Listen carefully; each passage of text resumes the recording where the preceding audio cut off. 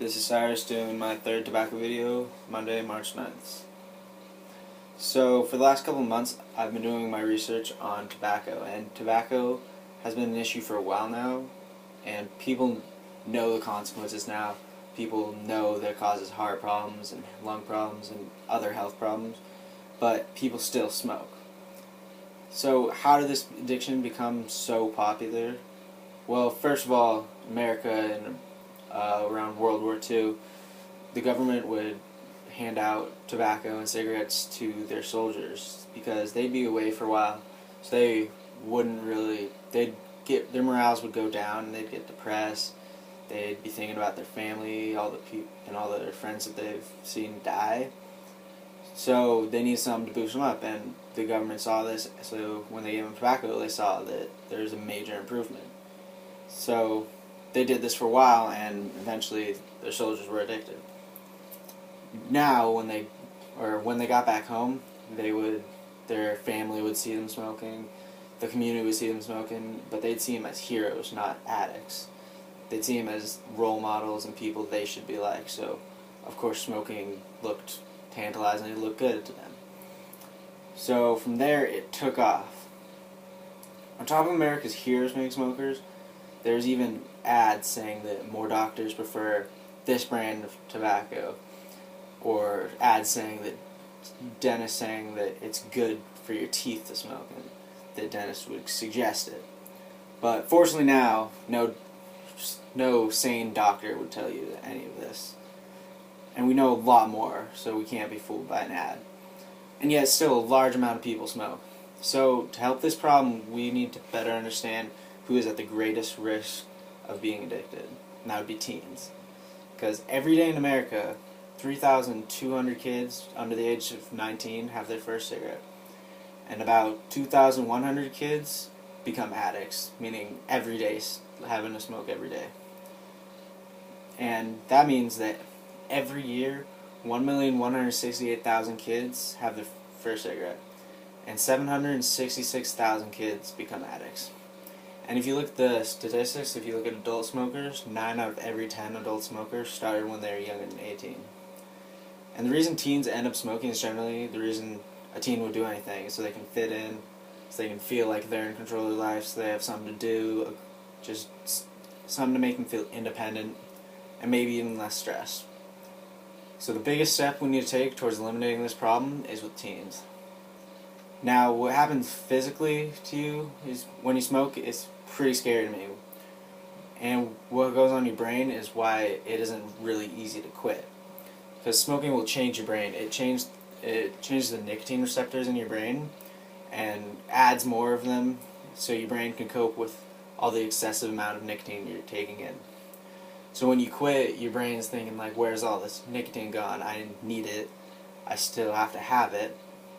And that'll send you into withdrawal symptoms like anxiousness, irritability, drowsiness, extreme head pains, and there's several other symptoms. Now, what happens in your heart, to me, is just the worst of it. Smoking will replace the oxygen that's in your blood with carbon monoxide, making your blood what's called sticky blood.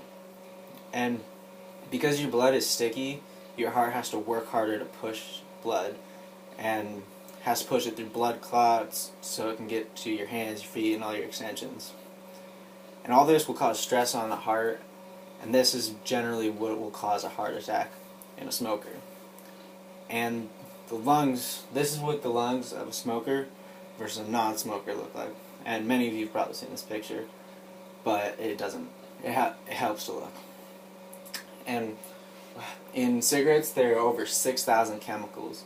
They are also main ingredients found in rat poison, rocket fuel, nail polish remover, rubber cement, lighter fluid, and several other deadly products.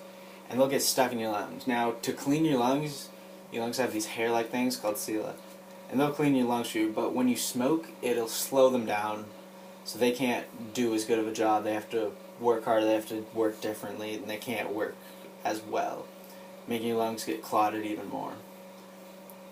And along with all this, smoking will change the nicotine receptors, or not the the mucus cells in your lungs,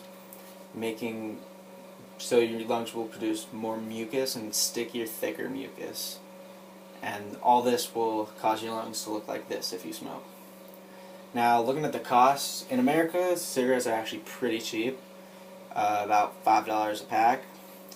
So, on average, an American addict will spend $2,000 a year on cigarettes. And this might not sound like a lot, but if you think about all the things $2,000 could go towards, like family and just anything else besides a bad addiction, it's kind of a lot. And for the United States, since they have to have health care and all this, tobacco costs them at least $130 billion in direct medical costs. So what can we do about this? Well, because teens are the most likely to become addicts, we need to start with them. We need to take a hard start with them. So parents need to really step up. And I know sometimes a parent can feel helpless when it comes to disciplining their kids or showing them the right way, just raising them. But you actually have a lot of power in raising your kids. You can do so much to influence them.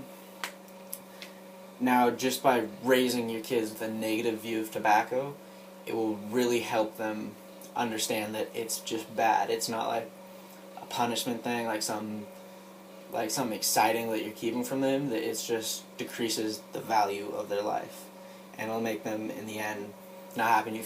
You find out your kid's smoking, I wouldn't say punish them. I'd say just be disappointed with them. Just show how it's hurting you, and that'll show how it hurts them. And schools also need to take a big action in this, because schools, teachers and principals and all school staff will see kids more than most people see the kids, even parents. So they know what's going on in the social life most often. At least that's definitely true with Orcs Island. So they need to talk to parents if they think the kid's smoking, talk to somebody, just get some people to help the kid.